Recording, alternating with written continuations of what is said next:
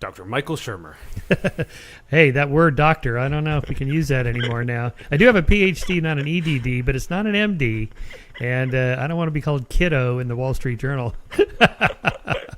In case this is an evergreen and people listen to this years from now, you'll know what idea what I'm talking about. But Dr. Jill Biden, President Joe Biden's wife, is not an MD doctor. She's a EDD doctor. And anyway, this became a flap this week for some peculiar reason. The news cycle was not slow, so I don't know. I love how we've done this now twice, basically once in 2018, once in 2019, and now again in 2020 we're doing this. Yeah, I thought we answered all the great questions. There's more? We did a lot of good questions. We did scientific humanism was the first episode, and then we did an episode on skepticism of spirituality, which was really interesting. And now we're going to be doing an episode a lot on the synthesis of science and spirituality and some of the other themes. I mean, you wrote a book, Giving the Devil His Due, which is now, what is this, it's approaching over 6 months of out. That's right. Yes. It came out the week the world shut down. So yes. Not a good time to have a new book out. Well, maybe people at home reading. Actually, book sales. I was reading the Book Industry Trade magazine the other day, and book sales have actually gone up. It's shifted around a little bit more audio, but the audio sales have been cannibalizing from the print sales. Print sales obviously have gone down because bookstores closed, but the ebook sales have also gone up. And so it appears people are reading more, so that's not such a bad thing, right? Yes. Content consumption has gone up in in podcast world too. Oh, yeah. Most podcast numbers have gone sky high through the pandemic. So you know what people are doing? They're they're multitasking. They're out working out or vacuuming the house or whatever, listening to content, which is fantastic. Yeah. That we have this technology, and it's so cheap, and in most cases just free. Most podcasts are free. You can get tons of college courses for free. I love that too. I mean, you could just think about this for a second in terms of the future of education. Harvard charges, I don't know, what is $60,000 a year, right? You can get Steve Pinker's course on rationality for free. It's online. And, so that's, why would parents want to pay that much money when, the knowledge exchange between professor and student is so cheap and effective and efficient to do, right? So that, the question is, what are you getting for that? Well, of course, there's in-class conversations that are hard to replicate on Zoom, and, and the dorm life, the social life, I know, that's all fun. But really, at $60,000 a year? Yeah, we have several friends that are in the process of paying $3,000 a month in student loans right now, and we also know that the future of education has a lot to do with the democratization of information technology into these augmented and virtual reality landscapes where they can really intake content. There's the Neuralink phenomenon that's emerging as well with bio and neurosynthesis, which is super exciting. Last time we talked, I thought this was so interesting that when I had just finished Mama Nuiwan, who's a Kogi elder of the Sierra Nevada de Santa Marta in Colombia, and I just finished a couple-day retreat. Wow. Just sitting with the Kogi elder, and they have a multi-thousand-year lineage in that area, unbroken. And it was really nice because we did our interview right after I had sat with the Kogi elder. That was the second one we did. And in this last year, there has been a lot that's unfolded around, well, obviously I published High Level Perception, a synthesis of the nature of consciousness, reality, maximizing human potential, science, and spirituality. And some of the ways of dialectic between us, I feel, is going to be upgraded. And so I'm curious to explore on like a very first principled level. And you can tell me if you think this isn't even the most first principled question. Maybe we start with that. Do you think that the question, why does reality exist, is that the most first principled question? that may be one thought too many, as Thomas Nagel says. It may be almost a meaningless question. It just is. Reality just is. It's almost like asking, what it's like to be dead, or what imagine there's no universe, nothing, no space or time or stuff, no concepts, no Platonic ideas, just nothing. Well, at some point you can't even conceive of it, because to conceive of something you have to exist, right?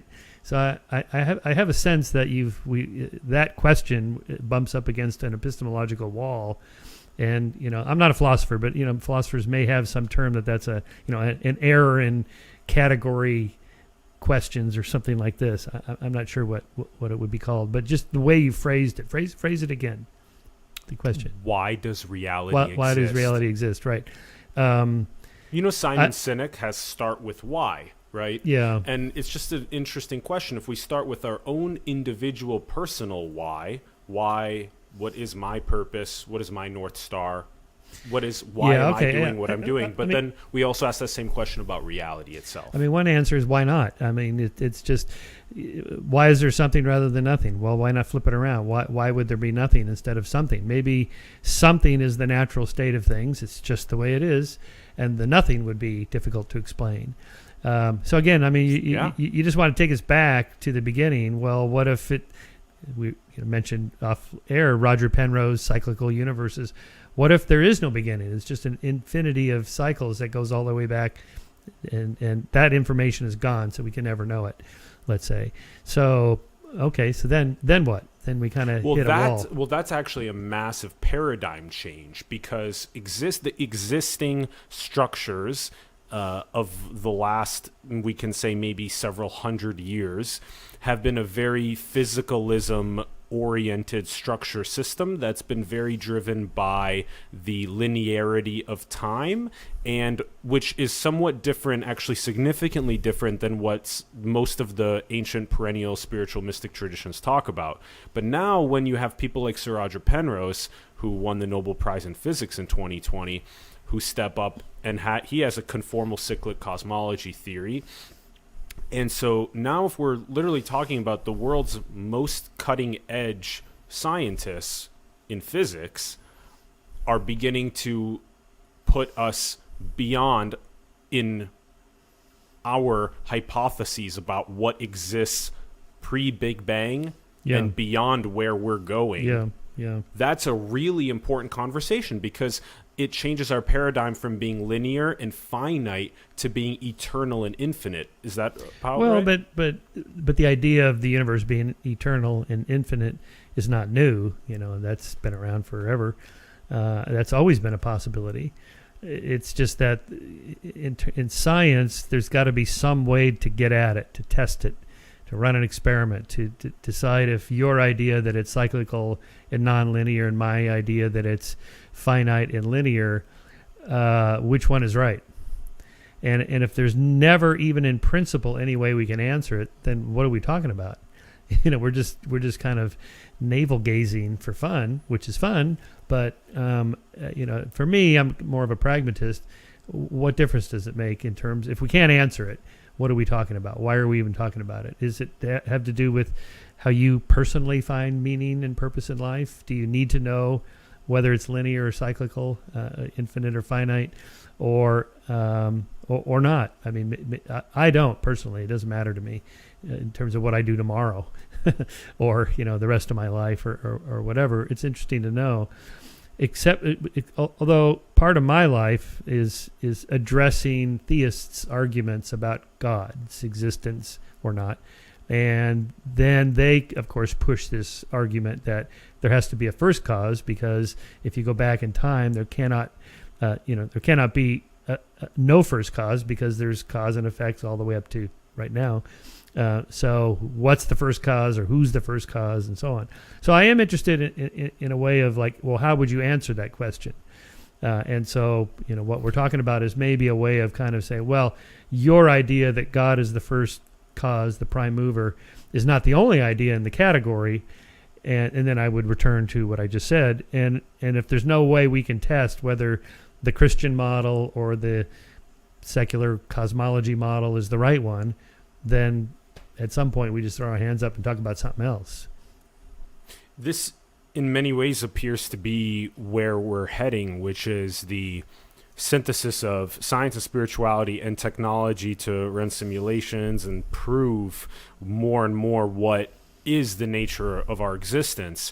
And it is in many ways the most first principled question, and we're becoming more and more awake and aware to our methods of being able to inquire. In a sense, the veil is being pierced, and we're able to understand our own existence better. And that's a very beautiful part of our what can be viewed as in that cycle. It appears to be us in our later potential stages of said cycle. Now, there are certain, schools of thinking, like, when even Leo Tolstoy saying the kingdom of God is within you, even the word God is now so loaded and packed with different regions of the world believing certain things. It's like big, nice word clouds around each God for every single as descriptors for what they believe that is. And then there's this sort of, in what I've experienced now, is a more perennial wisdom around what God means. And it appears to be that our awareness pre-coloration, just our being, our isness, as much as I know that you've had many conversations with Deepak Chopra and that you've had many conversations that are trying to sort of ground the spiritual community, and I think that's extremely important. It's also important to, in a sense, let spirituality try to push the edge of what science knows and have science come and test it with the scientific method along the way. So in the sense, it is the very fact that we are conscious and we are aware and we are experiencing this right now, that phenomenon itself, and this just one, you being one expression of that potential infinite creation that's occurring, and this just being one combination of it and us experiencing it, it's that appears to be close to what the perennial spiritual traditions are indicating, and even science is now trying to validate. Maybe. I'm not 100% sure I know where you're going with this. So, two couple essays in my latest book, Giving the Devil His Due. One is on why is there something rather than nothing. So, I mean, I don't know the answer to it. No one does. So I just basically catalog the dozen or so answers that people give, starting by dismissing the theological arguments. That's one, but again, if they're not testable, what are we talking about? How can we get at it? So the ones I present are the scientific ones. So there's different ones. So you've kind of hinted at some of that, but then there's what's the purpose of life? Well, here I have a section called Alvey's Error. This was one of my Scientific American columns. Alvey is Alvey Singer, Woody Allen's character in Annie Hall, when he has a flashback to it as a child, and his mother takes him to the psychiatrist because he won't do his homework. And the psychiatrist says, "Why won't you do your homework, Alvey?" And he says, "Because the universe is expanding." He says, "The universe is expanding." Yes, it's expanding, and one day it's just going to all blow apart, and none of this is going to be around. So why bother to do my homework? None of this matters. And his mother, kind of upbraids him and says, "What's the universe got to do with it? We live in Brooklyn, and Brooklyn's not expanding." Right? So this is what philosophers call a category error. That talking about, like, if my actions today don't make any difference 14 billion years from now, then they don't matter. Yes, they matter. Not 14 billion years from now, but now. Because we don't live in the... So that's my argument to the theist argument about the necessity for having an afterlife. Why? We don't live in the afterlife. We live in this life. We don't live in the hereafter. We live in the here and now. And what you do now matters to other people. And so, it's like this. William Lane Craig made this argument that, if there's no God and there's no afterlife, and it's just this heat death of the universe in billions of years from now, then it didn't matter that what the Nazis did to the Jews. It doesn't ultimately cosmically matter. And it's like, that's a category error. It matters to the Jews at that time when they're being exterminated. It matters to them, and it matters to us now because we don't want this to happen again, so that more people suffer and so forth.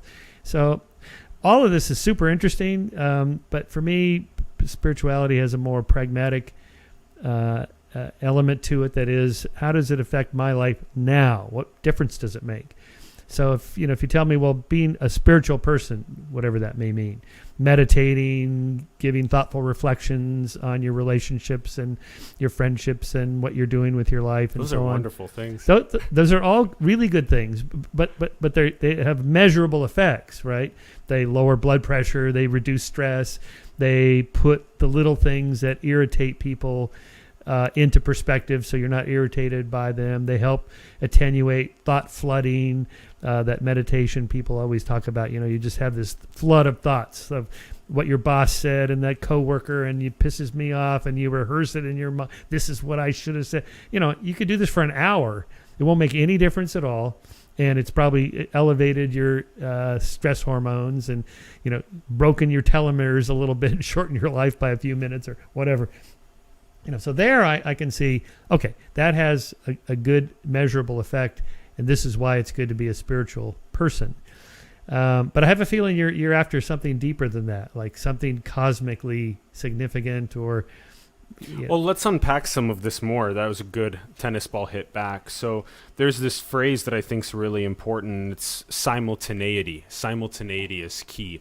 And so it really kind of boils down to, when we were talking a couple minutes ago, it was why do things have to be either or, where we talk about having a biological, finite, linear 80-year lifespan while simultaneously holding an infinite, eternal, cyclic, cosmological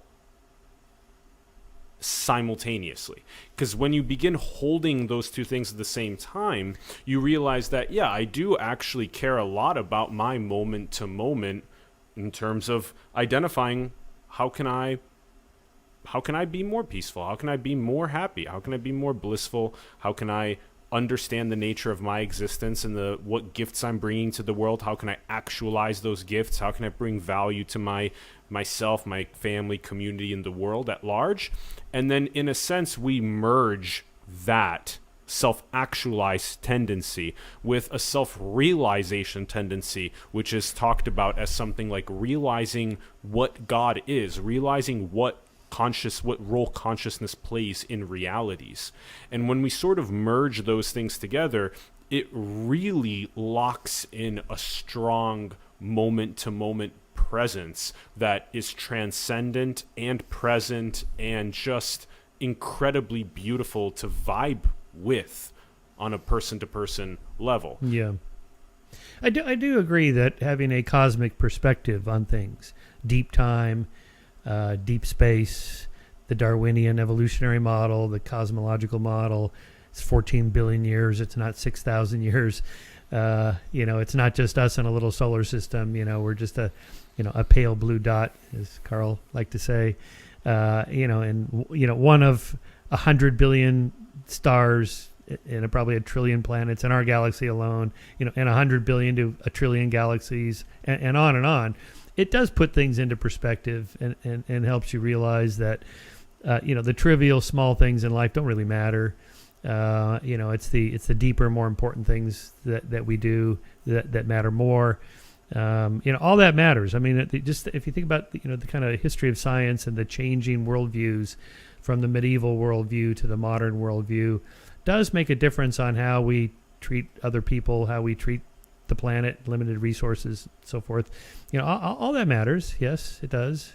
And this actually plays into the second thing that I was going to say, which was, you're spot on as well, that the realization of infinity, eternity, does not need to make the existing life that we find ourselves in as an expression of that potential infinity or eternity as something that is nihilistic or meaningless. Rather, viewing it as something that is an artistic expression, something that is something beautiful, something that is that you as an individual in that get to contribute something unique in. And so in this case, it would be like you listed, there are these atrocities that happen around the world where millions of people encounter levels of suffering and death and malevolence that are horrid. And so we've understood now that we want to move our society and civilization away from suffering, malevolence, tyranny, murder, and we want to move it towards maximizing well-being, prosperity. And this is the classic heaven-hell analysis, as Jordan Peterson talked to Sam Harris about with Brett Weinstein and all those fireside chats with Douglas Murray that they had. They're fantastic conversations. But it is quite true that the portrayal that Jordan says of hell and heaven is very similar to Sam Harris's portrayal of suffering and well-being. And so ultimately we are working our way more and more towards what we hope to be prosperity, abundance, actualizing everyone's fullest potential. Yeah. And so we've identified that as something that we care about. Unfortunately, a lot of religious people don't think of it as a metaphor. Like maybe, hopefully, that's what Jordan means when he talks about that, kind of mythic truths or metaphorical truths about heaven and hell. A lot of Christians, for example, and Muslims, think this is actually a place you go to, after you die, that your soul floats off your brain and goes off into the ether through the quantum fields or whatever they think it does. Then we're not. That's a completely different subject, really. It's the way you're phrasing it, and hopefully that's what Jordan means when he says that. Although I'm never 100% sure about that. That can lead to a humanist kind of enlightenment humanist or scientific humanist worldview, in which we recognize the suffering of other creatures, in part having a cosmic perspective, an evolutionary perspective, like your shirt. We're all. We're all, share DNA with the tree, right? And Sagan used to say that, there was a better chance that we could breed with a petunia on Earth than an alien, just because they're not going to have DNA probably. And anyway, so this, in response to this idea of alien human hybrids, living amongst us, whatever, having some scientific perspective on things cleans out a lot of the garbage that's out there. And I do think that the idea of literal heaven and hell is garbage. It's not only is it not true, but it's harmful to people, and it takes away from the recognition of other creatures as possibly suffering. As Jeremy Bentham famously articulated before there was an animal rights movement, that it isn't can they talk or can they think, it's can they suffer. So the suffering of sentient beings is our kind of a moral starting point, and having a scientific worldview enables that, and not having that may not enhance that. The suffering of sentience is a moral starting point. Yeah, I think so. Yeah, and I think you say that in the moral arc. Yeah, you got to start somewhere, right? Yeah, that's great. So that's a good place to start. You don't have to start with some cosmic significance or a deity or some holy book. You just start with, can other sentient beings suffer, and what should I do to, attenuate that? That's a good starting point. Yeah. Yeah. And really, it is the grounding of most of the modern ethical systems. I agree. That is, when you talk about utilitarianism or Kant's deontological, kind of rule-based morals, or Aristotle's virtue ethics, it all seems to have something to do with how other people are affected by your actions, and to what extent the rules that you're employing does affect us. It's very consequential. Even the ethical systems that claim not to be consequential, well, the consequences have to be in the formula somewhere. If you're a person living on a desert island by yourself, there's no morals, there's no ethics, except for maybe eating animals or something like that. So I mean, these are deep, questions like where you began. Where do you start? Well, you have to start somewhere. So I referenced Thomas Nagel's, One Thought Too Many. He brings this up in terms of like explaining consciousness. At some point, it may just be a starting point. Consciousness, it just is. And if you try to answer the hard question of consciousness, that is the qualitative experience of what it means to be something, that it may be a problem, a conceptual problem, namely a problem with our concepts and language we use to talk about these things in a way, because I can never know really what you experience in your head. And just the asking of the question kind of implies that there's a homunculus in me and there's one in you, and my little homunculus can tiptoe out of my head into your head to see if the red looks like my red on the Cartesian theater of your mind. Of course, this is all ridiculous. We can't do anything like that. And so how do we address that problem of, other minds? Well, here's, again, a good starting point. The Copernican principle, which states, I'm not special. We're not special, right? The original Copernican principle. We're not the center of the universe. We're not even the center, we're not the center of the galaxy. We're not the center of anything. We're not special. So if I know that your brain, you're a mammal. And why can't everything be special? Is something important to ask, the simultaneity being key principle.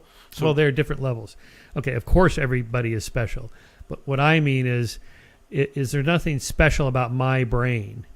So if I suffer pain and I see you exhibiting the behaviors of suffering pain, you're writhing on the ground, you're moaning and groaning, I can predict, even though I can't really know what your mind is like, the other mind problem, maybe you're just a zombie and the lights are out and you just appear to be a sentient conscious being, but you're not. The Copernican principle tells me you are, really. Yeah, let's unpack these levels. So let's start with this, which was a moment ago, which is great, which is something along the lines of where sentience suffers is our moral starting point. So that's a great way to sort of begin in a scientific, humanistic, utilitarian, rational, also spiritual way to begin understanding where the mystic traditions have been trying to eradicate suffering, as well as science driving poverty out of the planet and driving abundance in, which is fantastic. I'm curious how you define spirituality, or what do you mean by that?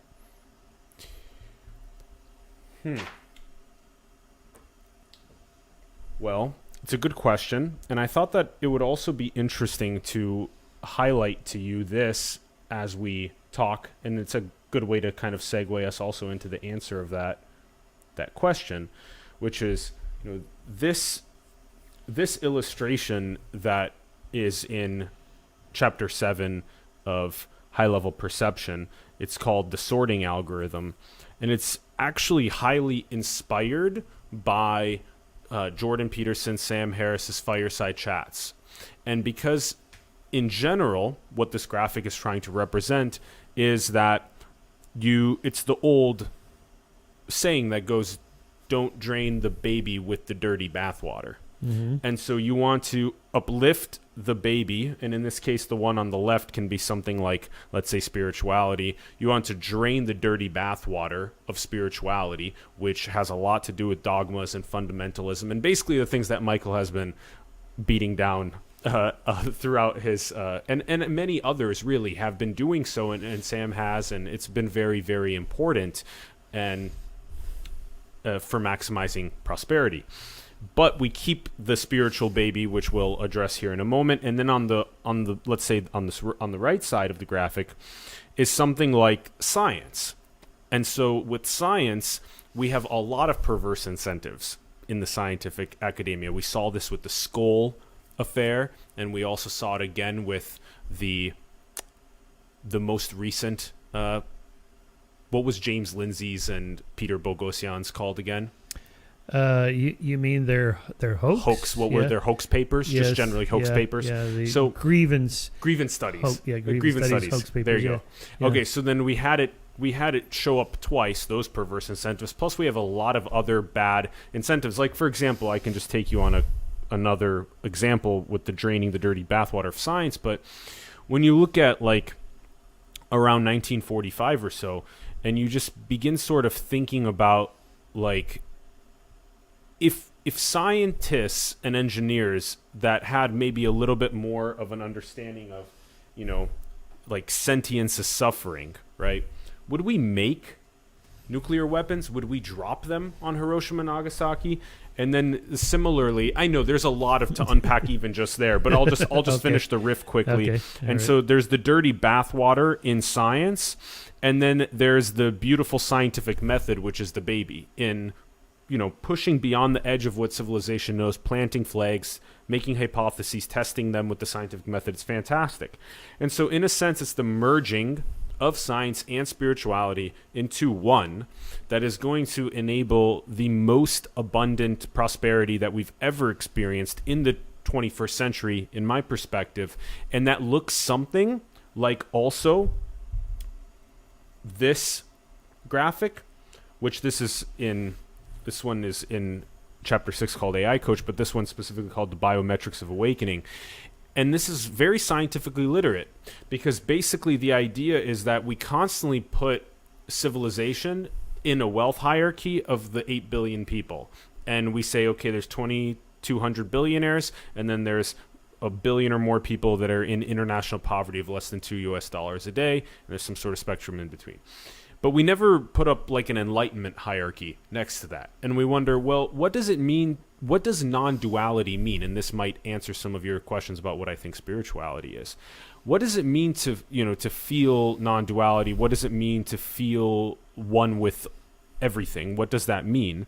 And then where would potentially be some of the scientific ways that can validate states of potentially beyond egoic levels of consciousness? So you can kind of tell when somebody has that vibe where they're very egoic and self-dealing and they're trying to get themselves things, versus when somebody's really in service to other people, when somebody is really trying to, maybe they do understand some of those further transpersonal non-dual levels of existence. And science comes in a great way here, because it basically has technologies like fMRI, EEG, near infrared spectrometry.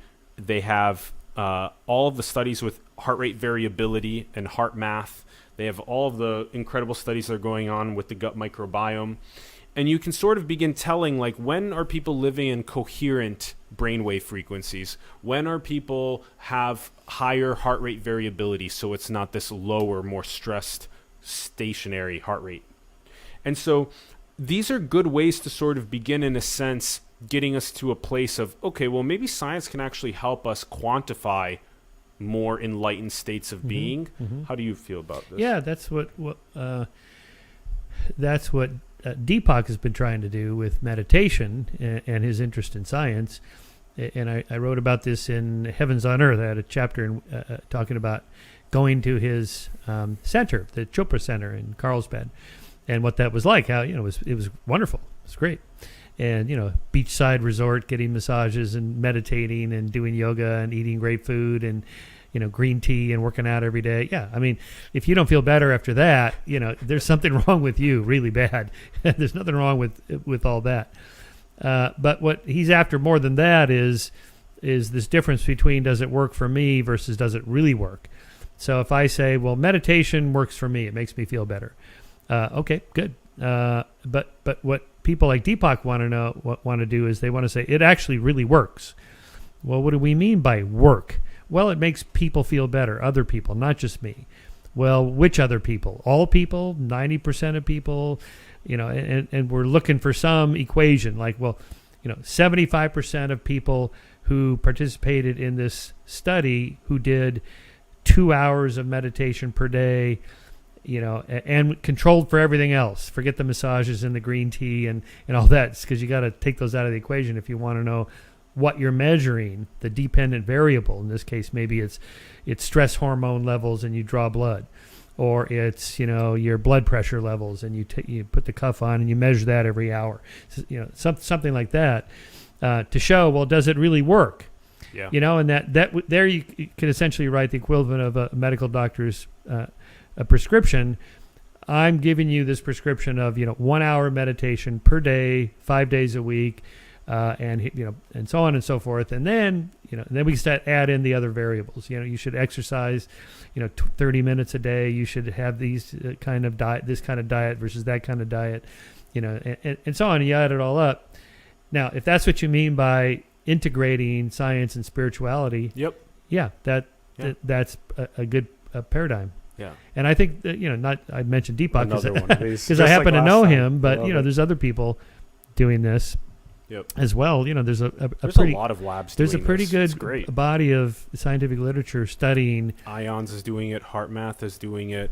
Then there's so many other centers that are actually even trying to get this down to the level of where we're biohacking our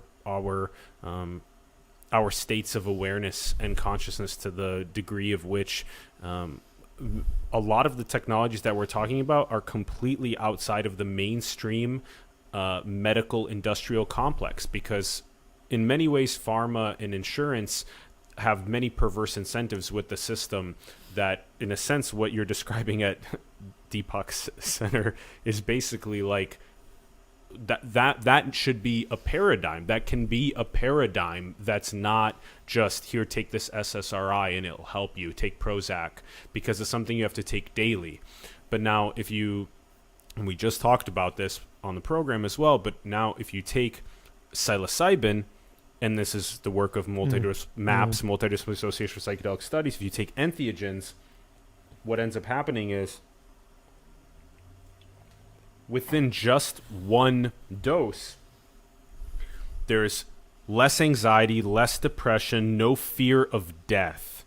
And there's a complete withdrawal from use of Prozac and SSRIs. And then you have the people that are undergoing psilocybin are saying things like, my journey on magic mushrooms ranks in the, 33% of people say that it ranks in as their top most meaningful experience, and then 70% of people rank it in their top 5 most meaningful experiences.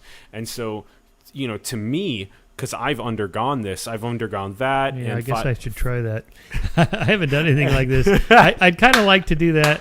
5-MeO DMT. Joe Rogan has talked about this on the program a lot. We have the proper safe people to walk people like you and others into this process. But really, the larger program you're working on here is to try to take the woo-woo out of spirituality, and for good reason, because there is a lot of bullshit in the New Age movement. The whole secret program, and if you just wish it'll happen, and this kind of business. So I appreciate that. I mean, in a way, it's a deeper philosophy of science question about how do we get at the truth. May I also just quickly, because that was the first example that you gave, but now my question would be, you're familiar with Jordan Peterson's future authoring program, right? I'm familiar with it. I haven't tried it or read much on it. And I've tried it, and I've been promoting it, and I'm just saying Jordan Peterson's future authoring program is not that much different than the idea of manifesting as the secret. Yes, or that, as long as there's no paranormal in there. And as long as you've set an intention to achieve a goal, but then you also take the steps that are needed to actually get to your goals. Yes, and so, but you're much more likely if you wake up every day with a divine, noble, transcendent North Star aim. What's going to happen is you're going to have a little bit more of that fire and flare to take the steps that are needed to get there, versus if that doesn't exist, if there's no future authoring. Of course, absolutely, yes, of course. Yeah, but the universe doesn't care about you. It doesn't, because there's no universe to care. I mean, in that sense, it's not the universe is not conscious. It's not willing you to have a new Tesla Model X in your driveway tomorrow, and then I just wish it, and there it is. It's not how it happens. Okay, but if you want to say, I'm setting that as my goal, and in 5 years I want to have that manifested in my driveway, and I'm going to do this extra work and save the money, do some investments, blah, blah, blah. I have the money, I write the check, I get the car, boom. Okay, yes, of course. And to that extent, I think Jordan, if that's what his program is, that's not so different from all the self-help programs, from Napoleon Hill's Think and Grow Rich. Yep. Tony Robbins' program. Tony Robbins, all this stuff. They mostly steer away from the supernatural, woo-woo, paranormal stuff, and just bring it down to what you do. Yep.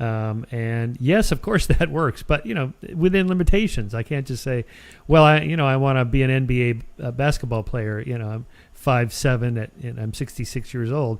It's not going to happen. Okay, so you got to pick things that you're good at that you can actually do, and then aim for them. So let's show you another example. What you talk about here is. But wait, you still haven't told me what you like. So what you mean by spiritual? I'm giving you examples. Okay, but I want a sentence. Yeah. So you're out on. Let's say you're out on a date, and your date says, "Are you a spiritual guy?" You're on a first date, and she wants to know, or he the wants to know. elevator pitch. Yeah, the elevator pitch. And you go, "Yes, of course, I'm a spiritual person." And they go, "Well, what do you mean by that?" Because they want to know. Do you mean that you're a Christian, you're a Buddhist, you're a Jew, you're this? I would say that's the first, in a sense, like fundamental step that is slowly becoming more and more realized as it's just something that gets people ready for something that's even more truly spiritual. Religion, in many ways, is in some ways just a baby step towards something that's even more okay. Right. And people are realizing there's a lot of perverse incentives in the religious structures across the planet, but every single one of the religious traditions actually has a mystic tradition. Every single one of them does. And so whether we're talking about for Hinduism, it's things like Advaita Vedanta, or in Buddhism, it's Zen and Dzogchen, or the Islamic tradition is called the Sufi metaphysics. Then there's Hasidism and Kabbalism and Gnosticism in the Judeo-Christians. And then there's these like African Vodun traditions around actually dancing and becoming gods. Then there's the Native Americans north and south that are about, there's sweat lodges, there's entheogens, there's potlatches, there's all of these styles of representation there. So after studying this landscape, which I think in many ways Jordan Peterson has done as well, and there are others that have done this as well as spiritual synthesis, is what you realize is that all of those mystic traditions, right? So specifically the mystic ones, not the religious fundamentalism ones. Okay. So those mystic ones are basically different flavors of ice cream. So one of them's chocolate, the other's vanilla, the other's strawberry, the other's mango, and you just keep going down the line. But what they all have in common, the perennial spiritual wisdom, is that mango. they're all ice cream. Yeah, that's what they have in common. Yeah, okay, I get that. I see where you're going with this. Okay, yeah, and sure, then and great, I'm glad. And so then now, if we look at it at that ice cream level, now the question would be, when you're asked like, what does it mean? And so I've gotten to this point, and it's that these mystic traditions have the similarity. It's like a meta pattern, which is something along the lines of that. But if I ask you, why do you want to be a spiritual person? I mean, because it makes me a better person, or I'm more moral, or it puts my life into perspective, or so. Well, we've both been giving a lot of great answers to that. Decreased cortisol levels, higher levels of future authoring towards goals, my ability to be more peaceful, happy, loving, compassionate, eradicating suffering in my goals, having better relationships with my family, my friends. There's definitely hugely pragmatic aspects to this. Yet at the same time, the answer might be something like, when you look at all of those different, the perennial spiritual ice cream itself, what is that spiritual ice cream? A good way to potentially answer that would be, what does the Delphic maxim that was written on the top of the temple of Apollo at Delphi 2,500 years ago? 2 words: know thyself. What does that mean? Yeah. What does it mean, that question? And so that what I hypothesize, again, I'm totally cool with calling these hypotheses. I'm totally cool with planting flags beyond the edge and working our way with the scientific method to prove these things. Absolutely non-dogmatic whatsoever on the program. What I would hypothesize as what know thyself means, and this is what many of the perennial spiritual traditions have hypothesized that it means, is that it's twofold. It's self-realization and self-actualization. And ultimately those are one, but we'll split them into two to explain it. So self-realization can be thought of in many ways like what the Sufi metaphysics called Wahat al-Wujud, which is the unity of all being in existence, or what even the scientific community today is proving as, well, I guess technically I take 20,000 inhales of oxygen every single day, but that oxygen is coming from the photosynthesis of phytoplankton in trees, 70% from the phytoplankton. And so then I wonder, okay, fine. Well, technically then, yeah, there is an interdependence, right? And then you look at graphics like this, which I kind of had queued up for this, which is basically like you have this person that's maybe here on the left side of the screen that has a more porous, they're more perforated. They understand that every single one of their inhales and exhales is interdependent on the planetary photosynthesis. And they also realize that every single one of the gulps of water that they're drinking is reliant on a planetary hydrological cycle that we're currently polluting with EPPPs, environmentally persistent pharmaceutical pollutants, and a lot of other things. But it's the same water that we're drinking that dinosaurs drank 66 million years ago in the hydrological cycle. And then you also think about things like, well, what about these 1,000 species of gut bacteria that I have inside of me that each have 2,000 gene expressions? So if we're talking 2 million total gene expressions, which is 100 times the 20,000 approximate human gene expressions, we are really in some interesting territories of what is this symbiotic relationship that I have inside of me. And now, if you juxtapose that with the person that's on the right, if you look at the person that's on the right, the person that's on the right has a red box around their head. Mm-hmm. There's no feelings of interconnectedness. There's no feelings of interconnectedness with the bite of the apple and that undergoing the process of cellular respiration with conversion of glucose to ATP for energy. And there's no interconnected feelings with the oxygen they're inhaling and exhaling CO2. There's no interconnectedness with the water or the gut. And so this is just, we call this identity, we call this porosity, we call this perforation.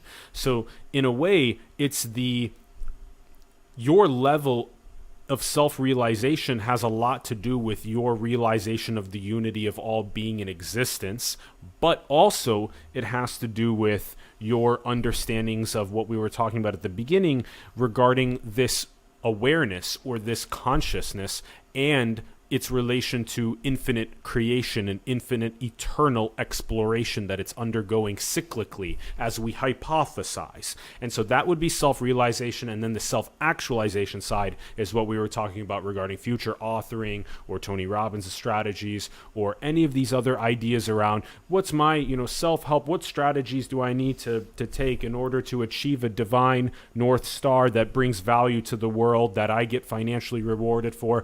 That's the most common phenomenon, is self-actualization in the modern world. But in the sort of more indigenous world, there's a lot more proclivity towards the self-realization, and then that's why this sort of synthesis of the two into one is ultimately, I think, what's most healthy for where we're going. Wow.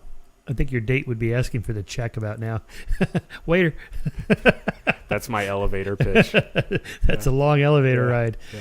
It's a difficult one to break down into just a couple seconds. No, I mean, I follow that. I mean, I think it's pretty much what I said before about having a cosmic perspective, an evolutionary perspective, having all the details you just went through of having some scientific knowledge is actually good for a humanistic perspective. So this is that, that kind of division between the sciences and the humanities. Really, they go together, and you just give a perfect example of what that could bring to a humanistic worldview, which previously mostly depended on novels and literature and sources like poems and sources like that for understanding the human condition. I think, in my opinion, science offers all that and more, because it's actually true. And that perspective then can change your life. That's why I always said, Carl Sagan, I think of as a very spiritual person, even though he's an atheist or at least an agnostic anyway, and a pure scientific humanist and so on. Although I would still say he's as spiritual as any of the gurus you mentioned, or whatever you want to call them. So I think that's fine. But again, at some point, you got to get up and go to work tomorrow, right? So it's not like you can think about this all of the time.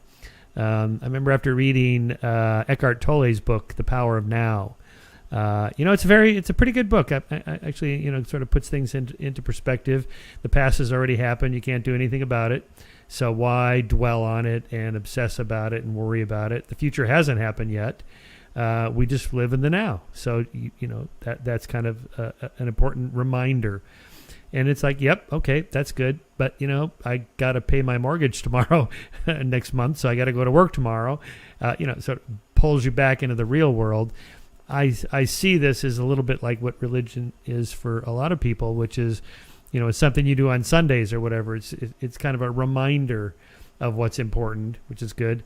But it's not the kind of thing you can think about all the time, can you? Maybe you do, but because it's interesting. The synthesis of the two is what is potentially not only most interesting, but let's go back to you like to talk about Jordan Peterson. So one of my essays in Giving the Devil His Due is have archetype will travel. It's about Jordan, and so here I think we can distinguish between different kinds of truths.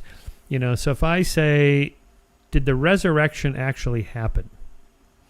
And maybe Jordan responds, well, we all must bear our own cross and that life is difficult. And, Jesus and the crucifixion and the resurrection, the born again, starting over, suffering, as literature, okay, I get that. It's kind of a mythic truth. And it has meaning for my life because I suffer and then I can work through that suffering and start over, be born again in a metaphorical way. Okay. That's what literature does. That's what myths do for us. But what a scientist wants to know is, but you Christians claim that this person, Jesus, actually died and came back to life. And they will say, absolutely, that's what we believe. And some of them, yeah. Most, otherwise there's no point in being a Christian, right? Most of it hinges on that as an empirical fact. Metaphorical truth, which is what they spent a good amount of time with Brett Weinstein on stage talking about this. Also with the revolver idea is a really good one. If you treat every single gun that you're given as though it's loaded, even if it's not, is a good choice to do. Yeah. And that's a good sort of way of putting it. Like you're saying in this essay, the idea is like a metaphorical truth that can be really helpful and really insightful in the things that we do. But in the same way, good literature. But we need to drain the bathwater of the dogma and the fundamentalism, of course. Yeah, there's core elements in most literature that has to do with human nature, human relationships. The whole field of evolutionary literature. It's sort of a branch of evolutionary psychology. Why do certain themes come up over and over and over in novels? Because they're the most important things in the human condition.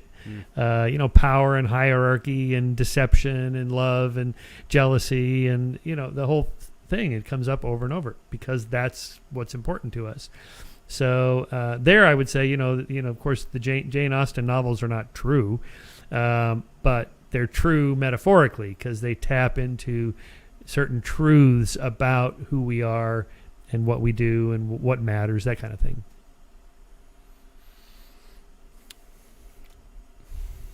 Another way of putting what self-realization is thought of is something that looks a little bit like this. And this is a hypothesis about what the nature of consciousness is. Again, a hypothesis. And so the idea being you leverage something like calculus in a synthesis of physicalism with spirituality. You leverage calculus to help people understand the integration of infinitesimal data, aka the 8 billion humans on the planet. But then there's this unique differentiation, the derivative, the individuation. So on a biological level, it goes something like 99.9% genetically similar humans, the integral, and then the 0.1% genetic difference is your unique North Star gift that you're bringing into the world. And so that's where you can think of like a self-realization being something like the integration, the unity of all being in existence, and the self-actualization being that unique gift that you're bringing into the world. And I think that when we do things like we aim to visualize these concepts, which is a lot of what high-level perception did, is that it sort of begins not only driving them more into like explain like I'm five territory, visualization territory, but it kind of hits on the point that so many of the greatest logicians of all time have been talking about, and even metaphysicians, the idea that you must make your ideas very clear and precise enough so that people can actually take them apart. As you aim to plant your flag beyond the edge of what we know, we have to create the scientific methodological processes that can test it, but also to sort of dismantle it if it's incorrect and whatnot. So you have to say things very precisely. And I think by doing these types of visuals, it sort of assists, even if it's in an elementary way, the process. Okay. And so that's why you see things like Pixar. If you know, did you get a chance to see the movie Inside Out? Mm-mm. They spent a couple years making this movie called Inside Out, and it's about the internal psychological workings of the human, and it takes it from a very explain like I'm five childlike animated perspective. And so it teaches young kids that there's these little characters that are happening inside of them that are kind of like peering through the screen, and like the characters are like joy or anger or frustration or sadness, and that these characters are pulling the switches, and that these type of things. And so in a general way, not that it's 1,000% scientific, 100% scientifically literate and accurate, although they did do a lot of scientific consultation and making sure that it was in many ways, that at least fundamentally we're trying to, in a 90-minute animated movie, get kids to be more knowledgeable about their inner workings. And so I think that this is the medium of the future. The medium of the future is, in my opinion, no longer 300 pages of text, my opinion. And it's more of having a significant amount of visuals, infographics, diagrams, but that's only the one step. The next step is to sort of make this type of content mathematically manipulable. So meaning I actually want people to be able to come in and begin tweaking these designs, tweaking the Pixar, like in a blockchain, it would be a literal bifurcation that occurs. And so, or in code, it would be like you literally take and you copy the existing code structure and you put it here and begin building on top of it. So you're talking about like a virtual reality game that kids would play? Partly, yeah. That's a very exciting future in my opinion, is some sort of a virtual / augmented mixed reality style. And so this helps explain the hard problem of consciousness, because it helps you reflect on your own qualitative experiences of sentience or something like this. Yeah, or that's a good way to put it. Yeah. Okay. Yeah. All right. Yeah. Well, so you should get some angel investors and create a company. We're working on it, Michael. We have a lot of plans for 2021. Virtual reality company that teaches kids how to access their inner consciousness. That could be good. That could be good. I can see that. I'm always looking for some pragmatic angle of, what are we talking about here? Why are we even talking about this? Why is reality, however you phrase that initial question? Okay, why do we want to know? If there's some pragmatic outcome to it, even if it's just the cosmic perspective changes the way you look at things, and then I'm interested. Yeah. Not saying I'm going to invest just yet, but I love it. Because you're right that it really does boil down in many ways to a pragmatic angle of things, and in a scientific, humanistic, rational way. and even in a spiritual way, it really does boil down to just maximizing well-being, maximizing prosperity, maximizing gift achievement into the world, especially for young people. And for young people to sort of, in a sense, become more engaged. Democracy is not a spectator sport. Civic engagement is not something that the economic machinery should pressure people out of being able to do. And so to sort of hone in on that from a young age is really important. Not only the nature of that self-reflection that then gives children access to potential self-realization and self-actualization, but also to just be, in a sense, a good citizen in the social fabric itself, whether it be with their family or their community, the world at large. And ultimately, that is what this process of investigating your own awareness does. This is another good way to visualize I'm not sure what the rest of that diagram meant, though. Why do you need the calculus? Oh, the integral? Yeah. Well, the integral is important because you have to have a...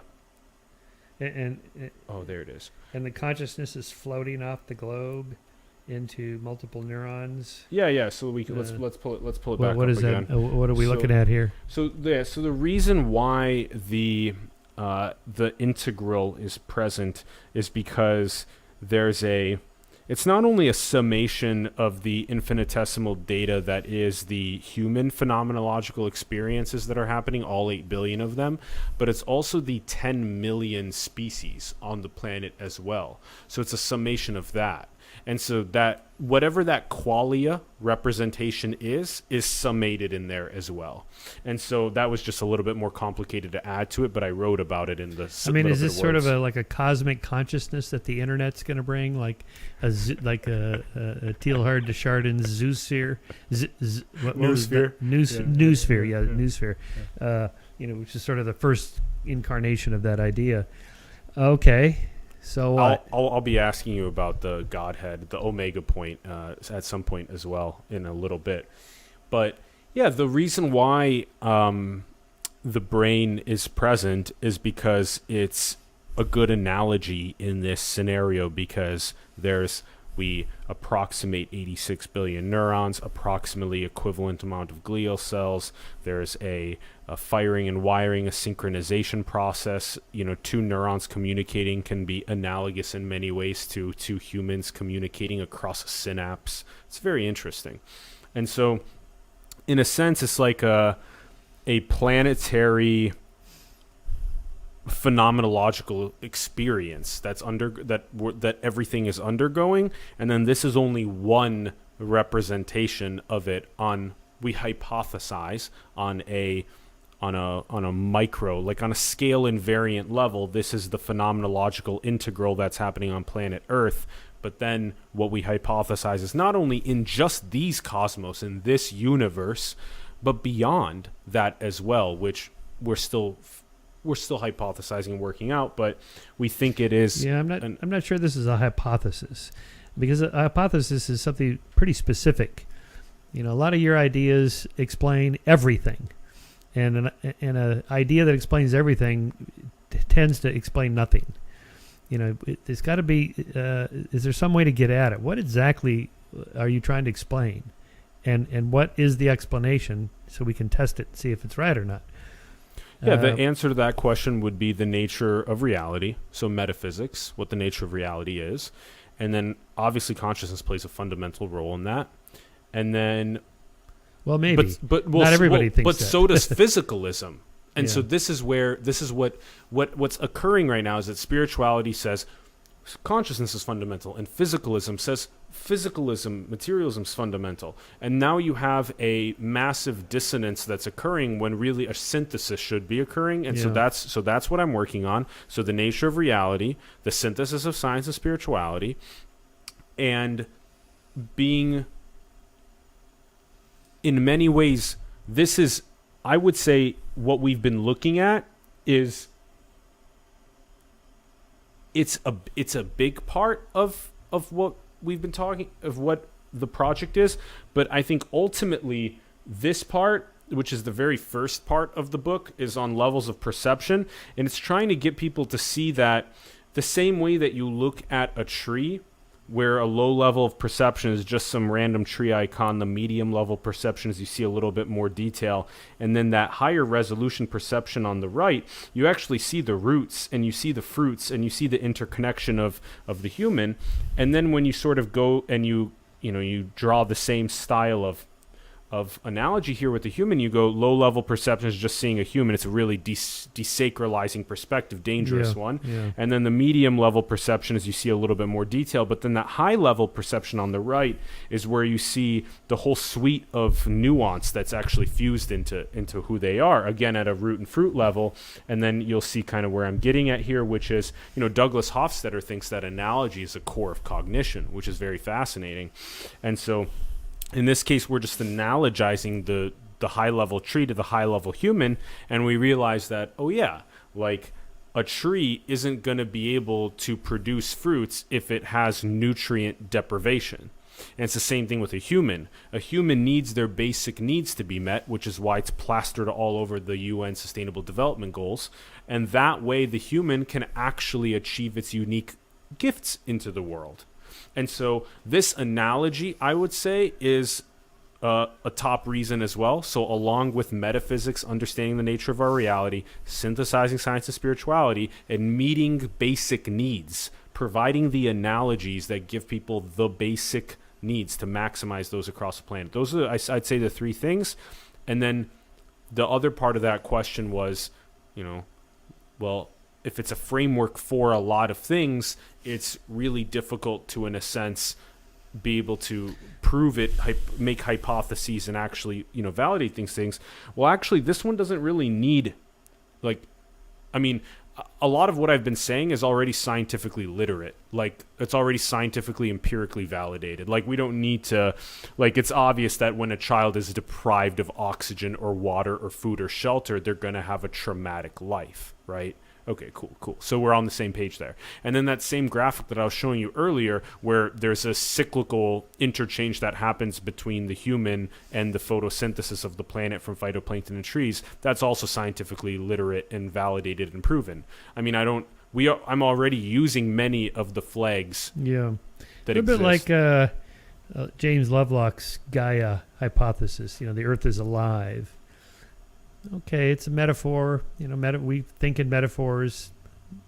But what do you mean by alive? Living organisms are defined by a certain way that a planet doesn't really meet that definition.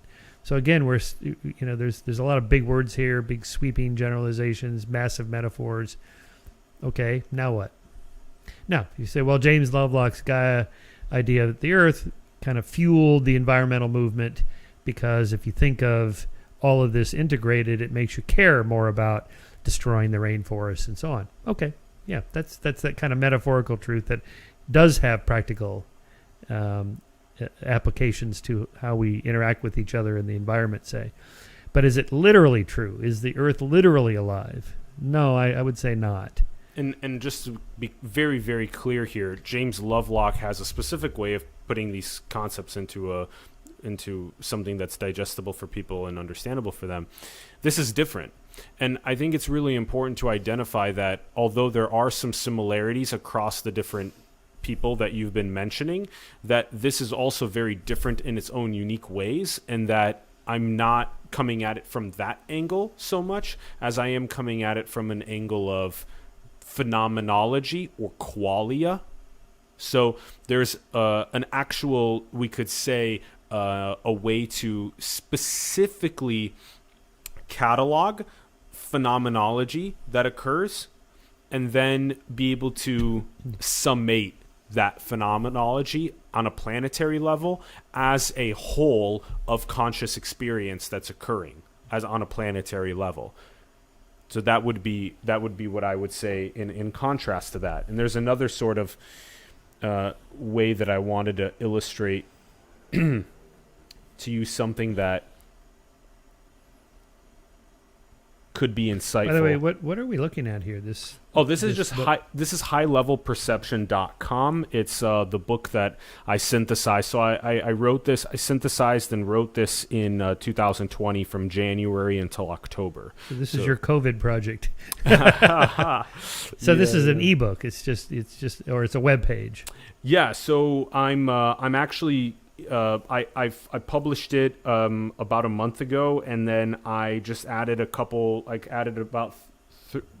I put it into 20 graphics, and I added 3 graphics in the last couple weeks, and then now it's going to be published as a softcover, hardcover, Audible, Kindle, across all major distributive platforms before Christmas. And so, yeah, I just worked with an independent publisher on that. Okay. So I'm a 28-year-old author, which is really exciting, and also that I wanted to put everything that I've learned into a framework. It's kind of important to do that. A lot of the time we spend like a majority of our life not knowing what our values are, not knowing where our concepts hang in a sort of lattice of sorts. And so to at least be able to data visualize our own lattice, our own framework, and then leverage that to become a more coherent thinker, so that we're not, like you indicate in much of what you say, so that we're not wrong about most things most of the time. And so I agree with that sort of perception about it as well, because you can actually get more partial truths if you put things into a framework, into a coherent framework like this, and then sort of continuously, and Bill Gates has talked about this so much, and that's why, his quote's at the top of the author bio. I mean, I'll just quickly show you those quotes, but those quotes are things like, it's Nikola Tesla saying, "Be alone, that is the secret of invention. Be alone, that is when ideas are born." And then Bill Gates saying, "Build an upstream framework, then slot the knowledge in." And then there's Terence McKenna, "The cost of sanity in society is a certain level of alienation." And then Simone de Beauvoir says, "I tore myself away from the safe comfort of certainties through my love for truth, and truth rewarded me." Yeah. And so there's things like that. But again, those are very general, like the first one from Nikola Tesla. In fact, most invention does not come from being alone. Well, sorry. So just to be clear, yeah. So what's going on with like Tesla and SpaceX right now and stuff like that is happening with teams of thousands of people. Right. So of course, I completely agree and am 100% aligned with that. But the quote, again, simultaneity is key here, because there was also a time when it would require a profound stroke of genius to occur in absolute silence, whether that be for like Elon Musk, or whether that actually be for, 15 years ago, but then also for all of these great minds that we sort of think as, well, what about, whoever else of the geniuses that have lived and died? How much time did Michelangelo spend alone so that he could make the Sistine Chapel and statue of David and Pieta for us today? And that's just one example out of so many. But this sort of I think also helps illustrate what is in many ways relatable in this, both the nature of reality, the synthesis of science and spirituality, meeting basic needs. And in this case, it's something like, in this top left corner, you have the subject and their relationship with the object. And in this case, the object is the smartphone. And so a lot of people on the planet are having a relationship with a smartphone. Maybe up to potentially 4 billion people have devices on the planet now, and they have a very object-oriented relationship with it. And then what happened was, that's at the tip of the iceberg. And then once you get a little bit deeper, you maybe hit the surface level of the iceberg. Did you get a chance to watch The Social Dilemma? I've seen The Social You Dilemma. did? Yeah. Okay, perfect. So, perfect. So what that second one is trying to illustrate is that it's basically what The Social Dilemma did for tens of millions of people, which made the subject put their analysis of the situation not on the object, but on their relationship with the object, on the arrow itself. And so that's really interesting. So that's a slow awakening, is realizing the relationships. And then the next layer down is when the subject begins investigating other subjects. And that's most commonly seen through phenomena like empathy and mirror neurons and trying to immerse yourself in the shoes of somebody else's life experience and states of phenomenology and eradicate that suffering and molasses that's in their way and then allow them to more easily achieve their goals. And so maybe you get a little bit of a taste of some of the thing that I'm saying with that when the neuron sees the neuron in the other as well. So when they actually feel the self in the other. And then the last one is sort of the actual subject investigating itself. And basically what that last one is when you, as a subject, if you think of all of the phenomenology that you experience, and then before all of that phenomenology that you experience, you think about that awareness that is at the very, very back. It's like the screen, the Rupert Spira analogy, who's one of the leading non-dual spiritual teachers on the planet, Advaita Vedanta. He basically just uses the analogy of a screen. It's just the screen, but without any movie that's playing on it. And then now you turn on the movie and then there's, oh, look at all of this, these lights, these cameras, this conversation.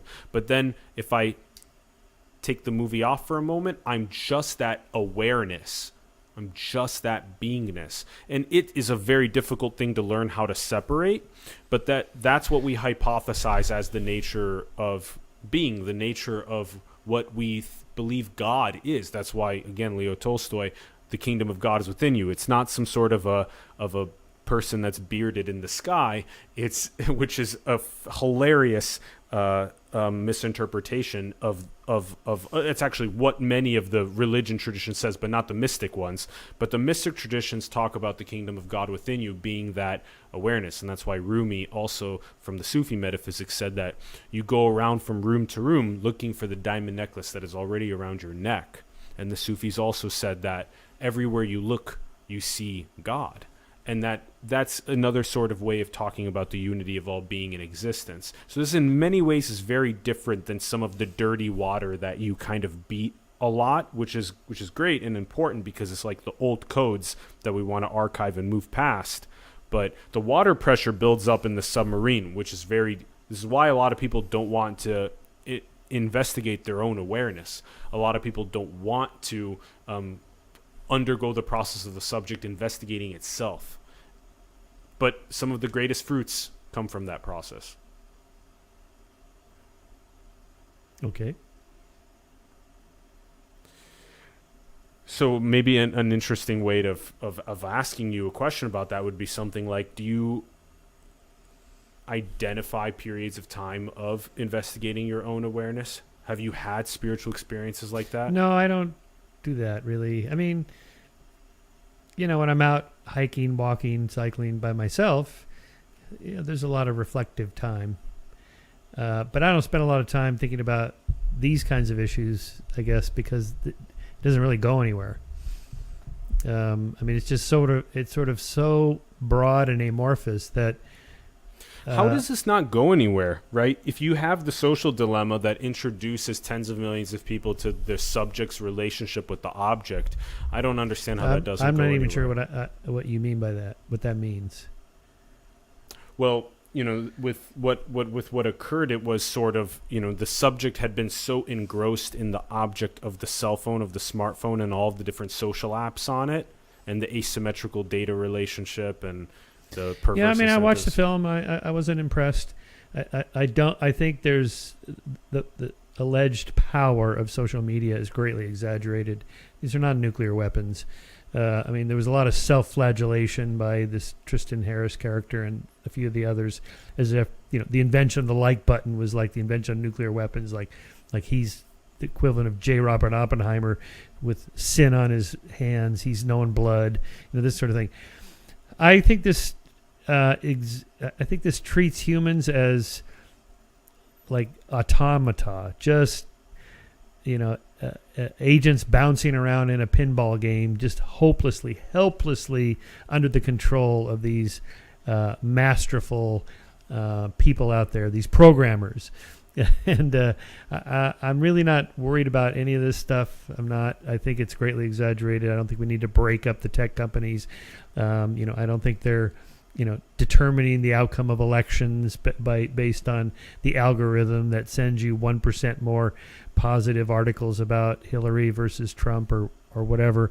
Most of the research since the 2016 election, for example, summarized nicely in Hugo Mercier's latest book, Not Born Yesterday, is that most of these attempts to hack the election through social media, complete waste of time. They did next to nothing in terms of shifting people's votes and preferences. Very few people actually consume online content that moves them one direction or the other, and not just politically, but I mean, most advertising is a waste of money. Most political advertising is a waste of money. It's based on the wrong conception of human cognition. We're not that gullible. We're not that stupid. And, we're not just a pinball bouncing around helplessly under the control of other people. There are influences, but they're not nearly as strong as we thought. That's the latest research from people that study this, where they actually give subjects, put them in experimental conditions to see what they actually do. So I wasn't impressed with the social media, and I don't think we should fear Facebook and Instagram and Google and all this stuff that everybody's concerned about. And anyway, that's my thoughts on that. Fair, but on a macro level, the idea of a subject interfacing with an object and being so engrossed with an object that even before smartphone technology, that if the subject never makes the inquisitive process as we turn it off. Well, no, I'm not even talking about smartphones anymore. I'm just saying in general in life, because, we were talking about this earlier, some sort of like what we're aiming to build in 2021 is a lot of this sort of mixed realities technologies that enable young people to see the pragmatic benefits in what we're talking about to maximize their well-being, right? The pragmatic grounding, which is really important. I completely agree with you. And then if the subject is never, ever being pragmatically grounded by an investigation into their own awareness, their own psyche, their own conscious experiences that they have with objects, that they have with other selves, with other subjects. If they don't have that ever, that trigger, then the person is going to inevitably walk around with a box around their head in a very egoic state of consciousness. And usually the only time that they'll break from an egoic state of consciousness is when they have a child.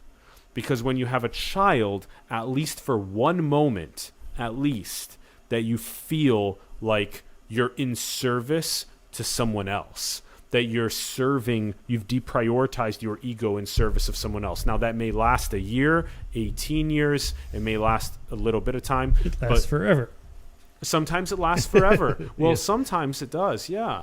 But that's the thing, is that process, as we've been indicating, is just investigating inward. It leads to a lot of profound realizations that then catalyze very important pragmatic increases in well-being to myself, my family, because the last thing that you want to do is you want to walk around being a bag of stress, a bag of anxiety, and just butterfly affecting out anger and malevolence, especially if you're in a position as a Fortune 500 CEO. Imagine if we could quantify the current state of consciousness of the Fortune 500 CEOs, of Congress, of the UN General Assembly, of the 2,200 billionaires on the planet. And imagine if we could provide interventions, scientifically literate ones around fMRI, EEG, HRV, microbiome, all these interventions that could eventually move the leaders in these positions to more transcendent states of being that are beyond the ego, and then how that would butterfly down through our society. Okay. Do you feel like that's a good idea? Do you feel like that's a bad idea? Where do you stand on things like that? I guess the question would be, what's the problem you're trying to solve? Well, maximizing prosperity on the planet. The CEOs make too much money compared to the maximizing workers, prosperity on the planet. Okay. Yeah. It's just Well, how are you going to do that with this? because meditation because what happens is when let's just take the the CEO of let's just take Jeff Bezos for example. That because I also use him in the example in the book, because the idea is if we can at least quantify a biometric data visualization of the person's phenomenological state of being, and then if we can provide scientifically literate interventions into their awakening to catalyze that, what will inevitably happen is that Jeff already, I think, in many ways does have some of these proclivities, which are fantastic, but they'll get ramped up to the next level. And it's very, in a sense, very... So what would you want him to do? Well, like tomorrow, he gets up tomorrow, what's he going to do? Well, for example, let's say, remember we were giving these examples of like what Deepak is doing right now is one version of what there's a lot of other quantified centers that are doing that actually have even more tech stacks than what... So you're talking about meditate like 30 minutes a day? Well, I was just going to the tech stacks first because what we need to do first... I don't know what that is, a tech stack. So the tech stack would be the EEG, the fMRI, the HRV, the microbiome analysis, all this type of stuff. Okay, so we go to where the centers are at that have the tech stack available to basically get a very pure scientific biometric scan of Jeff, let's say, in this example. All right. Okay, so now we have a baseline, right? This is how science works. We have a baseline of his biometrics, of his state of being. Now, what we want to do is we want to see if we have a catalog of states of human development with people, people like Jean Piaget and Lawrence Kohlberg and Sri Aurobindo and the Mother Muriel Fossa and so many of these others that Ken Wilber and Claire Graves and Don Beck and Chris Cowan have done. They've basically made a scale of human development that goes from sort of egoic levels of consciousness to what we could say as non-dual levels of consciousness. But the general point is, where would this leader fit in this scale or this map? And then that's where we've had their first scan of their biometrics. Now what we do is we provide the interventions. So now interventions are things like what you were just listing a moment ago, which is it's maybe some sort of a compilation of buffet items. There's many different items to choose from. There's the ones that you were listing with what you were listing when you were at Deepak's center. And then there's ones that like the Multidisciplinary Association for Psychedelic Studies, MAPS, is doing around entheogens and the beauty that entheogens have on our awakening. Okay, let's say we do all this with Jeff. What is it you want him to do? Open more centers, distribution centers? But it's not even me. It's not even what I want. It's not about me in this case. It's actually about what is most optimal and healthy potentially for civilization, which would be if we re-baseline. Let's say if Jeff undergoes some of these options on the buffet for a period of a couple days or so, and then we take another biometric scan, and let's say that there have been the psychotherapists that have been helping him integrate some of his profound realizations that he's been having, especially if he undergoes something really interesting like a heroic dose of psilocybin. Because if something like that was to happen and the entire ego gets blown out and it's literally just a state of full realized unity level consciousness, what happens is when that person rebaselines, especially in such a position of power, it's inevitable that everything that they do downstream from there will be less self-dealing and will be more in service to others, which a lot of what Amazon's doing is already service what would this others. Translate into? Pay raises for employees or discounted on property, on products, more distribution centers? It's a great question. Yeah. It would probably be something like, for Jeff's case, it might be something like probably the next most impactful thing that he could do after a slight increase in his own awakening is to then have a significant portion of his C-level executives undergo the same process, because it's not a one-man. Then what would they do? It's not exactly, yeah. And so this is what I just wanted to preface what I was going to say with that, because that's really important, because it's not a one person comes in with a gold nugget of more enlightenment and changes everything, but they need the other C-level people to come in as well, and then slowly have that trickle in a way. Okay, so then what does the whole team do after a whole team has undergone such experiences? Well, for example, one can't do something like, this is why the EPA was put into place, is you can't just go and dump toxins into the river and then expect that to not affect the hydrological cycle of the planet. There's an interconnectedness of all things. So that means even with what Amazon is doing, whether it be the cardboard boxes or whether it be the distribution centers or whether it be the automation or whether it be how the mental health of the employees, whether it be providing the employees with some sort of longer term inclusive stakeholding equity structures to where even the person that's coming to deliver the packages at the door right now is still earning a couple of tokens per day in the wealth of Amazon, in the equity wealth of Amazon. So there's all different types of strategies in this case. Yeah. All right. Yeah, my friend John Mackey calls that conscious capitalism. Yeah, he's good at it. We had Alexander McCoben on the program twice. Yeah, we like him a lot. I don't know who he is. He's the president of the conscious capitalism. Oh, I see. Yeah. Okay. Yeah. Yeah. All right, sir. What else do you want to talk about? Because I have to go pretty soon. Yeah, let's see. I have let's see what else is in here. There's still a good amount of things, but let's probably wrap on something that's really relatable. Okay.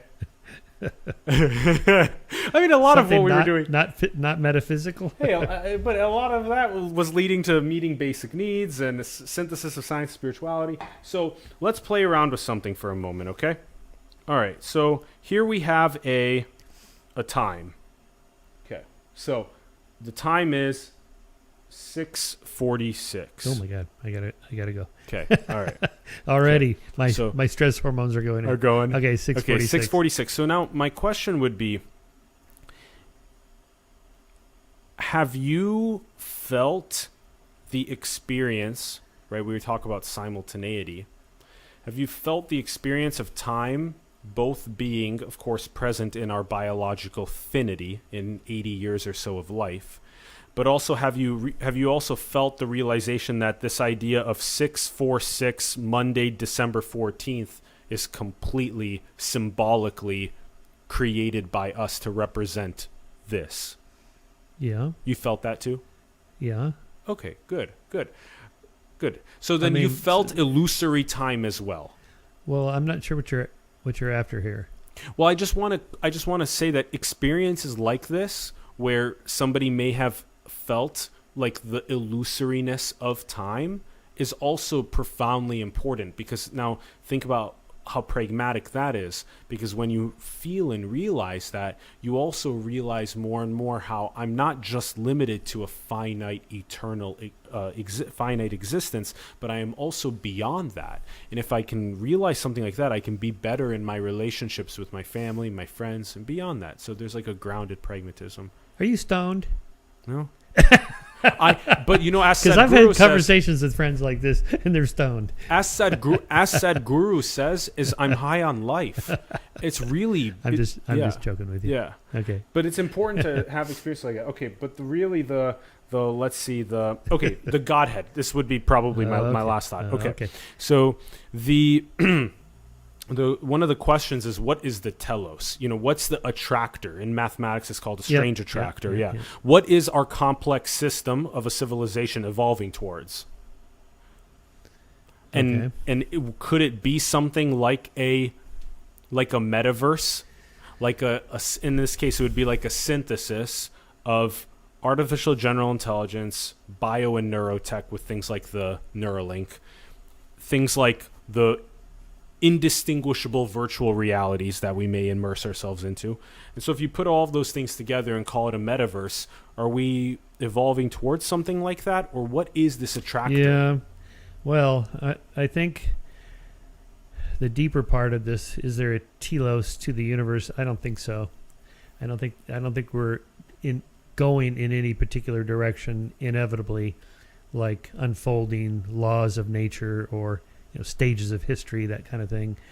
That hasn't proved to be a very practical or predictable hypothesis. So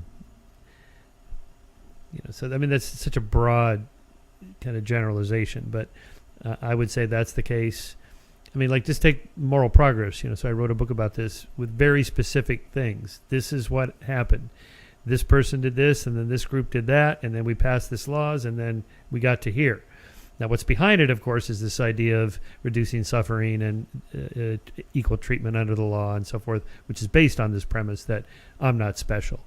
So I shouldn't get special privileges that you shouldn't also get. But that could all get reversed. There's no law of nature that says we have to continue doing that.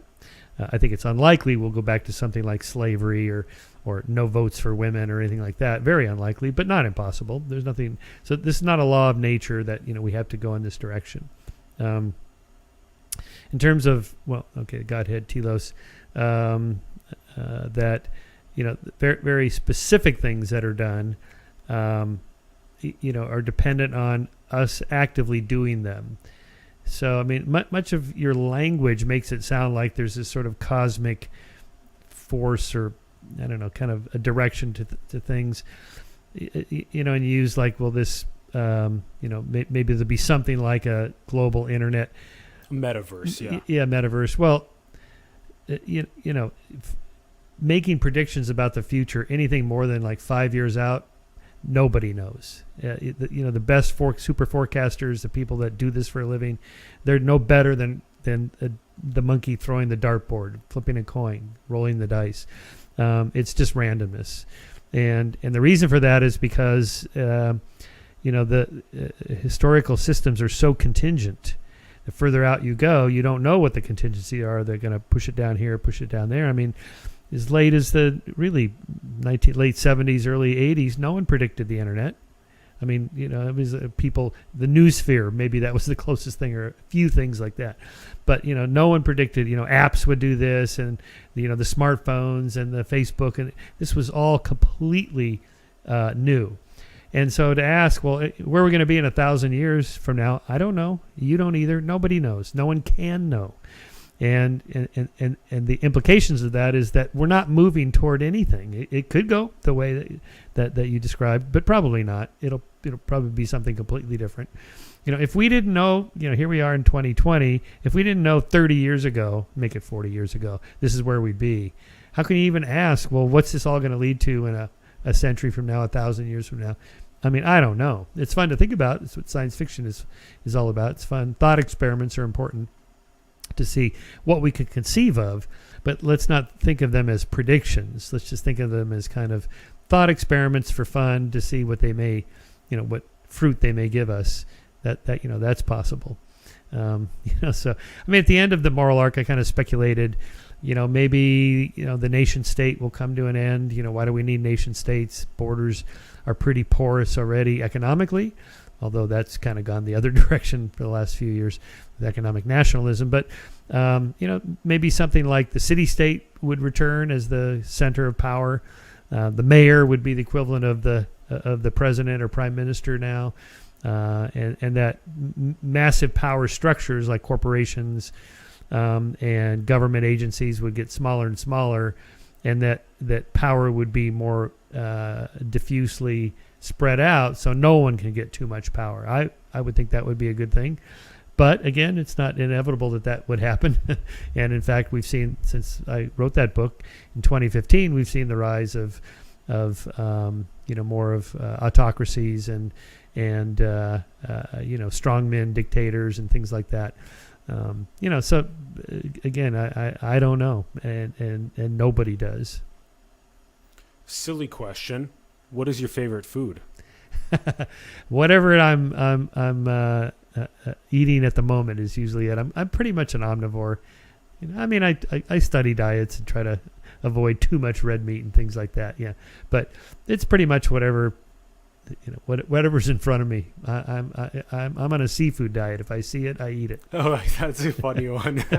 We haven't had that answer on the show before. Seafood. I see it, I eat it. That's a good one. I'm not as bad as Homer Simpson, eating donuts. I do try to avoid those kinds of things. Yeah, you take good care of your body. The research on this is pretty interesting. Marta Zaraska, her book Growing Young, documents all this, that social relationships, having living with somebody that you actually like to live with, having friends and family, having neighbors that you talk to. These things, in terms of mortality risk, they lower mortality risk more than exercise and diet. Exercise and diet are still important, but even more important, it's sort of, you combine the two of those, exercise and diet together, having a spouse, a partner, somebody that loves you, that you love, having children, family, friends, anything, a social network. Yep. People you talk to every day, that you know them, they know you, you care about them, they care about you, and then just expand out from there. Neighbors, a community that you care about. That kind of thing, that matters even more than the diet and exercise. So I really don't worry too much about I like cycling a lot, so I work out a couple hours a day, but it's mainly because I enjoy it. Yep. Not that like, oh boy, I get to live 5 more minutes now at the end of my life, something like that. And as Marta points out, you don't have to, set your alarm at 5 a.m. and do burpees for an hour and then eat a kale salad for breakfast. You can just sleep in and then kiss your partner, talk to your neighbor, and volunteer for the local whatever nonprofit. And that'll do even more than eating kale and sweating at 6 a.m, right? So, yeah. If that's what you mean by spirituality, that's beautiful. Yeah, it's been such an interesting back and forth. There's so much to try and drive into a more synthetic level between science and spirituality, and a less For your book, I would say, if I was to give any advice, as somebody who's written a lot of books, ask yourself this: what's my book about? What question am I trying to answer? What problem am I trying to solve? And the more specific you can make it, the better.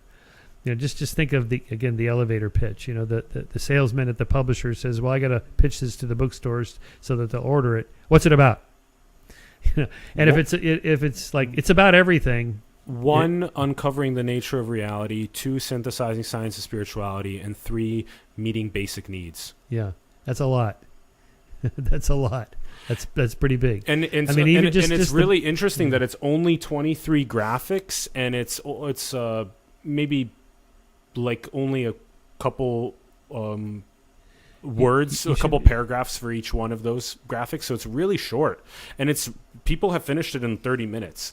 You should just call it 10 rules for life. Two less than Jordan. 23 graphics. Yeah, I think this is probably one of the more simple ways also to understand the synthesis of science and spirituality in many ways. Well, it's a good thing. Yeah. I think stuff like this, you think about it like physicalism and spirituality, individuality and non-dualism. Also, solo and symphony is another good way to put it. Again, careful on the jargon. The average person will have no idea what you're talking about. It's too up here. So what? I don't even know what you're talking about. How does this affect my life? Well, we spent a good almost hour. I'm just telling you, to introduce it to somebody we did. We gave those simple breakdowns of pragmatic applicability throughout the hour plus conversation that should anchor some of these points in. So I want a 1% commission on all your sales. That's it. Michael, thank you so much for coming on the show again. Yeah. Super appreciate it. We were supposed to do an elbow bump. Okay. Yeah, thank you very much for coming on the program. All right. Thanks everyone for tuning in. We greatly appreciate it. We'd love to hear your thoughts in the comments below. Let us know what you think about this synthesis of science and spirituality and how we can bring this more to our world. We'd love to hear from you. Also, check out Michael's links in the bio below. We have a bunch of his links down there. Everything from his website, also skeptic.com, also all of the articles he's written for Scientific American. Also his Twitter is down there, and all of his books, especially his most recent one, Giving the Devil His Due. Check those out. And support the artists, entrepreneurs, spiritual leaders, scientists, engineers, people building the future in your communities and around the world. Support them and help them grow. You can support us. Simulation, our links are in the bio below. Help us flourish as well. And go and build the future, everyone. Manifest your dreams into the world. Synthesize science and spirituality. We love you very much. Thank you for tuning in. We'll see you soon. Peace. Very good.